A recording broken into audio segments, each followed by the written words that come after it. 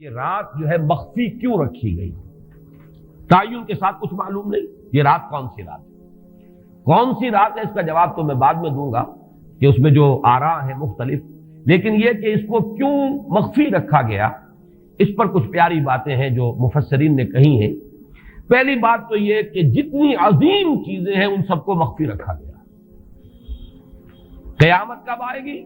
مخفی ہے، آئے گی یہ یقینی ہے۔ کب آئے گی؟ یہ تو ان امور میں سے ہے کہ جس کا علم نبی اکرم صلی اللہ علیہ وسلم کو بھی نہیں دیا گیا، جبرائیل کو بھی نہیں دیا گیا۔ چنانچہ حدیث جبرائیل میں واضح طور پر الفاظ موجود ہیں، وَمَا الْمَسْئُولُ عَنْهَا بِأَعْلَمَ مِنَ السَّائِلِ، کچھ معلوم نہیں، نہ سائل کو معلوم نہ مسئول کو معلوم قیامت کب آئے گی۔ اب یہ عظیم حقیقت مخفی رکھا گیا اور اس کا خاص طور پر ذکر کیا گیا سورہ طٰہٰ میں، اکاد اخفیھا لتجزی کل نفس بما تسعی۔ اگر تعین کر دیا جاتا تو جو قریب کے زمانے کے لوگ ہوتے وہ تو خوب پھر محنت کرتے آخرت کے لیے، اور ذرا فاٹنے والے ہوتے وہ ذرا تساہل کرتے اس کے بارے میں۔ اس کو رکھا گیا ہے، تلوار لٹکی ہوئی ہے، کسی بھی وقت گر سکتی ہے، یہ جیسے گلوٹین کبھی اگر آپ نے دیکھا ہو جس طریقے سے کہ اس کا چھرا گرتا ہے، کسی بھی وقت گر سکتی ہے، لہٰذا ہر وقت چوکس رہو، چوکنے رہو۔ جیسے کہ صحابہ کرام کی شان معلوم ہوتی ہے بعض روایات سے کہ ذرا تیز ہوا چلتی تھی تو وہ سمجھتے تھے کہ قیامت آ گئی۔ اس درجے استحضار تھا اعصاب کے اوپر، اس کا اتنا اثر تھا کہ ذرا تیز جھکڑ چلا اور انہوں نے سمجھا قیامت آ گئی۔ تو اس طریقے سے قیامت کو مخفی رکھا گیا۔ اکاد اخفیھا لتجزی کل نفس بما تسعی۔ نہ آج سے 100 برس پہلے والوں کو معلوم تھا کہ قیامت کب آئے گی، نہ آج والوں کو معلوم ہے، نہ اگر ابھی دنیا کی عمر ہے ابھی 100 برس اور تو قیامت سے ایک دن پہلے بھی شاید یقینی طور پر معلوم نہ ہو سکے کہ کل قیامت آ رہی ہے، تاکہ ہر وقت جو ہے امتحان اتنا ہی شدید رہے، اتنا ہی کڑا امتحان رہے ہر ایک کے لیے۔ لتجزی کل نفس بما تجزی بما تسعی، تاکہ ہر ذی نفس کو بدلہ ملے اس کی سعی کے مطابق۔ اسی طریقے سے موت کا وقت معلوم نہیں، وما تدری نفس بأی ارض تموت، کہاں موت آئے گی کچھ معلوم نہیں، کہاں موت آئے گی، کب موت آئے گی کچھ معلوم نہیں۔ اسی طرح نوٹ کیجئے صلاۃ وسطیٰ، حافظوا علی الصلوات والصلاۃ الوسطیٰ معین نہیں ہے، اس کے لیے آراء اگرچہ ہیں، اکثر آراء جمع ہو گئی ہیں صلاۃ العصر کے بارے میں، لیکن تعین سے حتمی طور پر نہیں کہہ سکتے۔ یہ رائے بھی ہے کہ کوئی بھی معین نہیں، تمام نمازیں جو ہیں وہ صلاۃ وسطیٰ کے حکم میں۔ بہترین نماز، کوشش کرو کہ پوری محافظت کرو، صرف نماز کی نہیں، بہترین نماز کی۔ ہر نماز تمہاری بہترین نماز ہونی چاہیے، ہر روز روز عید ہو، ہر شب شب برات۔ اگر اللہ تعالیٰ کے ساتھ کوئی قلبی ربط ہے تو ہر دن جو گزر رہا ہے وہ روز عید ہے، اور ہر شب جو گزر رہی ہے وہ شب برات ہے۔ لیکن اگر وہ کہ انسان کو غفلت ان کے قلب پر طاری ہے تو وہ عید کا دن بھی اس کے لیے ایک عام دن ہے، اور شب برات بھی اس کے لیے ویسی ہی ایک رات ہے جیسی کہ ہر روز آتی ہے اور چلی جاتی ہے۔ اس اعتبار سے اس کو بھی خاص جو ہے معین نہیں کیا گیا صلاۃ وسطیٰ کون سی ہے۔ اسی طرح بعض روایات میں جو آتا ہے اسم اعظم، اللہ کا ایک نام ایسا ہے کہ اس کے واسطے سے اللہ سے جو بات مانگی جائے وہ رد نہیں ہوتی، لیکن وہ کون سا نہیں بتایا گیا۔ اقوال ہیں، اندازے ہیں، حی و قیوم پر زیادہ، الحی القیوم پر زیادہ لوگوں کا جو ہے وہ اجماع ہوا ہے، لیکن یہ کہ یقین سے نہیں کہہ سکتے۔ تو اسی میں اس کو بھی نوٹ کر لیجئے کہ اس کو مخفی رکھا گیا ہے لیلۃ القدر کو۔ لوگ زیادہ سے زیادہ محنت کریں، زیادہ سے زیادہ مشقت کریں، اس کے لیے جو بھی اس کی قدر و منزلت سے کسی درجے میں آگاہ ہے، وہ اگر معین ہی ہو جاتا کہ ایک شب یہ ہے تو پھر تو سب کے سب اس رات میں محنت کر لیتے، باقی راتیں جو ہیں وہ پھر سونی اور ویران گزرتی۔ لیکن یہ کہ مطلوب یہ ہے کہ زیادہ سے زیادہ راتیں آباد ہوں، زیادہ سے زیادہ راتوں میں ذکر ہو، عبادت ہو، دعا ہو، اس لیے اس کو مخفی رکھا گیا۔ یہ حکمت ہے۔ اس میں بھی ایک عجیب نکتہ ہے جو امام راضی رحمۃ اللہ علیہ نے بیان کیا ہے، اور حوالہ اگرچہ نہیں دیا اس حدیث کا، لیکن ایک روایت کے حوالے سے بات بیان کی ہے کہ اس کے ظاہر نہ کرنے میں بھی اللہ کی ایک شفقت اور رحمت ہے بندوں کے حق میں، اس لیے کہ اس کی قدر جتنی زیادہ ہے اتنی ہی اس کی ناقدری پر سزا ہوگی۔ اگر معلوم ہو کہ یہ شب ہے اور اس کی ناقدری کو انسان کرے تو گویا کہ پھر وہ اتنا ہی زیادہ مورد عقاب اور مورد سزا بن جائے گا۔ اس کے لیے ایک بڑا پیارا واقعہ نقل کیا امام راضی نے کہ حضور صلی اللہ علیہ وسلم حضرت علی رضی اللہ تعالی عنہ ایک روز مسجد میں داخل ہوئے، ساتھ ہی آئے ہیں، دیکھا کہ ایک شخص سو رہا ہے، نماز کا وقت ہو چکا تھا۔ حضور نے حضرت علی سے فرمایا کہ اسے جگا دو، اسے ہوش میں لے آؤ تاکہ یہ وضو کرے، نماز کے لیے تیاری کرے۔ حضرت علی نے امتثال امر کیا، جا کر جگا دیا۔ لیکن پھر ایک سوال کیا حضرت علی کہ حضور آپ تو خود نیکی کے کاموں میں بہت سبقت فرمانے والے ہیں، سباق بالخیر یہ لفظ آئے، سبقت کرنے والے بہت کثرت کے ساتھ، تو آپ نے یہ جو ہے یہ کام خود کیوں نہیں فرمایا اور مجھے کیوں اس کے لیے آپ نے حکم دیا؟ آپ خود بھی اسے جگا سکتے تھے۔ آپ نے فرمایا کہ تم اس کی حکمت کو سمجھ لو، میرے جگانے پر اگر وہ نہ جاگتا اور انکار کر دیتا تو کفر ہو جاتا اس کے حق میں، اور تمہارے جگانے پر اگر کوئی تساہل سے بھی وہ کام لیتا تو وہ کفر نہ ہوتا۔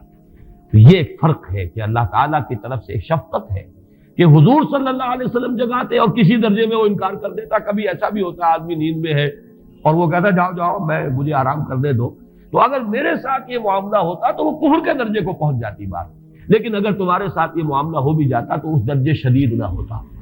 تو گویا کہ حضور نے اس شخص پر شفقت کے اعتبار سے یہ شکل اختیار کی کہ خود نہیں جگایا، بلکہ یہ کہ حضرت علی رضی اللہ تعالیٰ عنہ کو حکم دیا کہ اسے جگا دیں۔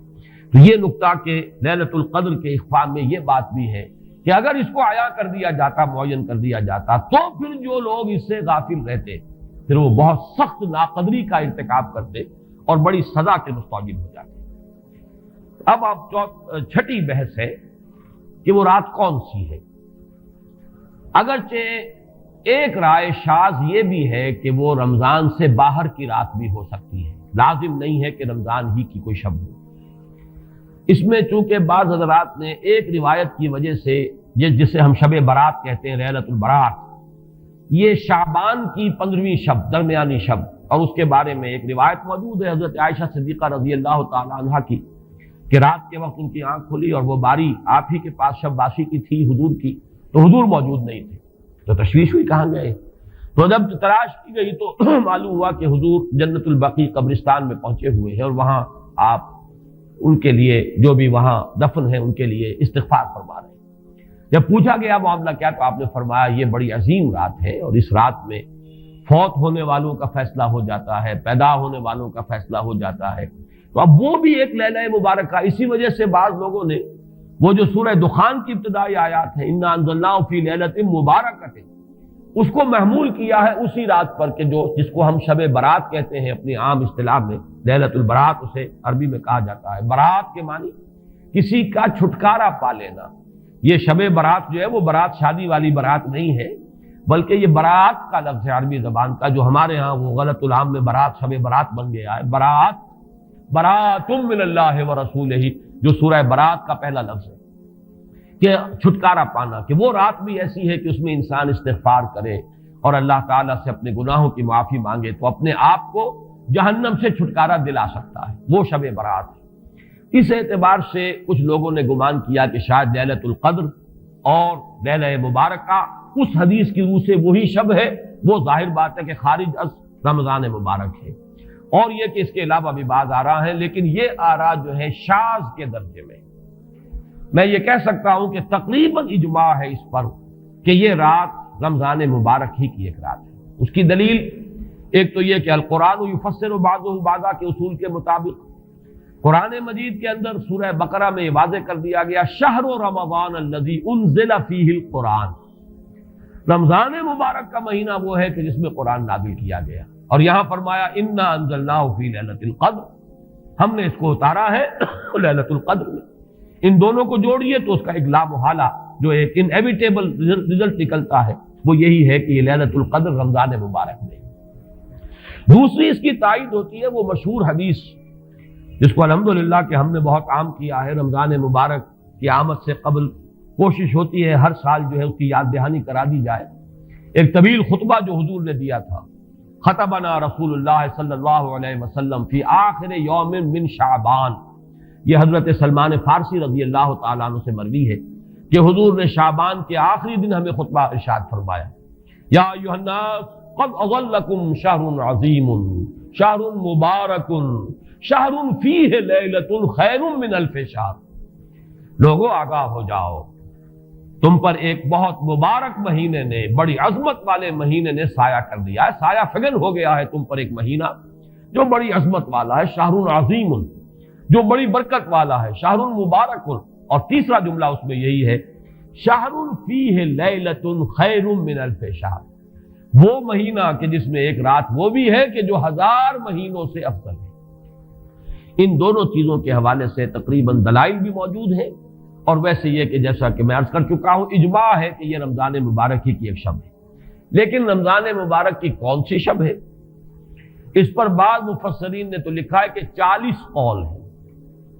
چنانچہ صاحب تفسیر مظہری قاضی ثناء اللہ پانی پتی نے، میں نے وہ تفصیل تو نہیں پڑھی، کہ 40 قول نقل کیے، لیکن امام راضی نے جو 9 قول نقل کیے ہیں وہ میں تیزی کے ساتھ آپ کو سنا دیتا ہوں۔ ابن رزین رحمہ اللہ کا قول یہ ہے کہ رمضان کی پہلی شب ہے۔ حضرت حسن بصری رحمت اللہ علیہ، یہ ہے تابعین میں سے، اس لیے میں رضی اللہ عنہ نہیں کہہ رہا، رحمت اللہ علیہ۔ حضرت حسن بصری رحمت اللہ علیہ کی رائے ہے کہ یہ 17ویں شب ہے، یعنی وہ شب کہ پھر جس کے اگلے دن جو ہے وہ غزوہ بدر ہوا ہے، یوم الفرقان۔ حضرت انس رضی اللہ تعالی عنہ مرفوعاً روایت کرتے ہیں کہ یہ 19ویں شب ہے۔ محمد بن اسحاق جو بہت بڑے سیرت نگار ہیں حضور کے، ان کا قول ہے کہ یہ 21ویں شب ہے۔ حضرت عبداللہ ابن عباس رضی اللہ تعالی عنہما سے قول جو ہے مروی ہے کہ یہ 23ویں شب ہے۔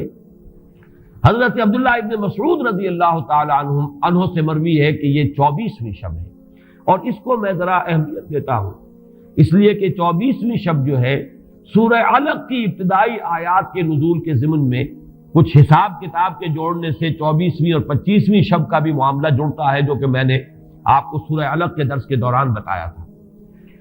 اس کے بعد حضرت ابو ذر غفاری رضی اللہ تعالیٰ عنہ کا قول ہے کہ یہ 25ویں شب ہے۔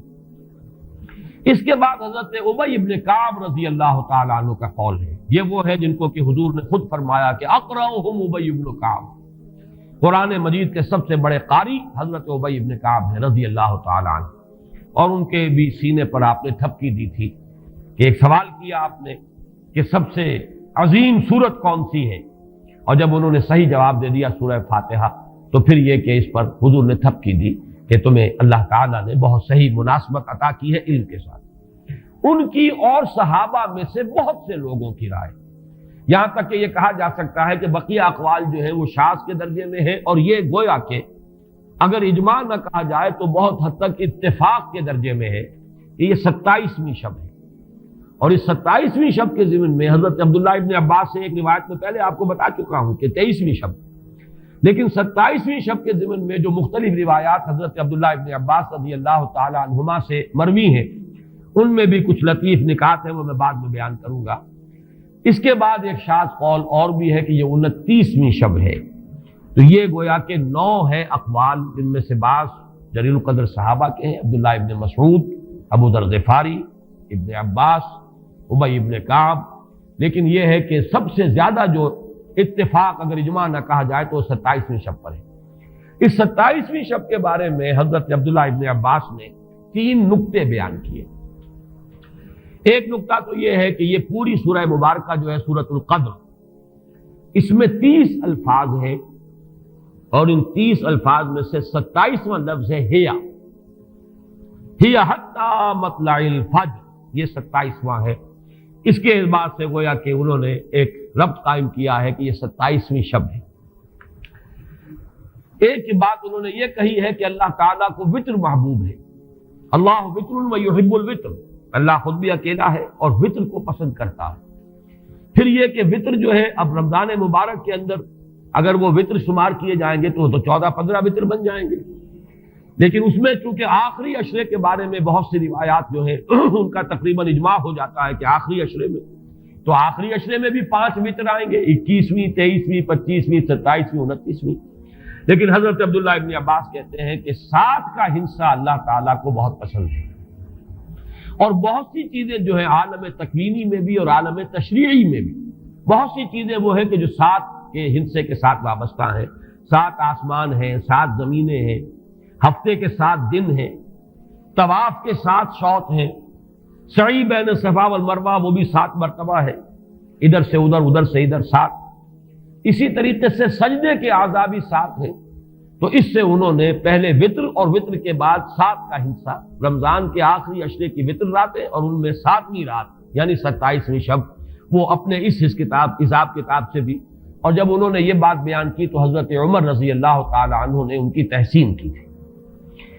آخری بات اور بھی کہی گئی ہے کہ لیلۃ القدر جو ہے اس کے اندر حروف کو اگر شمار کیا جائے تو 9 بنتے ہیں، اور یہ لیلۃ القدر اس سورہ مبارکہ میں 3 مرتبہ آیا ہے. انا انزلناہ فی لیلۃ القدر وما ادراک ما لیلۃ القدر لیلۃ القدر خیر من الف شہر. اس اعتبار سے بھی 3 کو ضرب دی جائے 9 سے تو وہ بھی 27 کا عدد بنتا ہے. بہرحال یہ میں نے جیسا کہ عرض کیا تھا کہ ان کا کوئی تعلق نہ صرف سے ہے، نہ نحو سے ہے، نہ روایات سے، لیکن بہرحال حضرت عبداللہ ابن عباس کا ایک ذوق ہے. اس کو آپ ذوقی باتیں بھی کہہ سکتے ہیں، لیکن یہ کہ حضرت عبداللہ ابن عباس کی ذوقی بات ہے، لہذا اس کا کم سے کم تذکرہ ہو جانا چاہیے. ایک بحث یہ ہے کہ اہی باقیۃ ام لا، کیا یہ رات جو اس کی عظمت تھی یہ باقی ہے، یا صرف وہی رات جو تھی جس میں کہ قرآن مجید نازل کیا گیا وہی عظمت کی حامل تھی. انا انزلناہ فی لیلۃ القدر، یا یہ کہ اب بھی ہر سال یہ رات آ رہی ہے تو اسی عظمت کی حامل ہے، اسی قدر و منزلت کی، اسی برکت کی حامل ہے. اس پر بھی تقریباً ایک اجماع ہے کہ یہ لیلۃ القدر باقی ہے، ہر سال آتی ہے.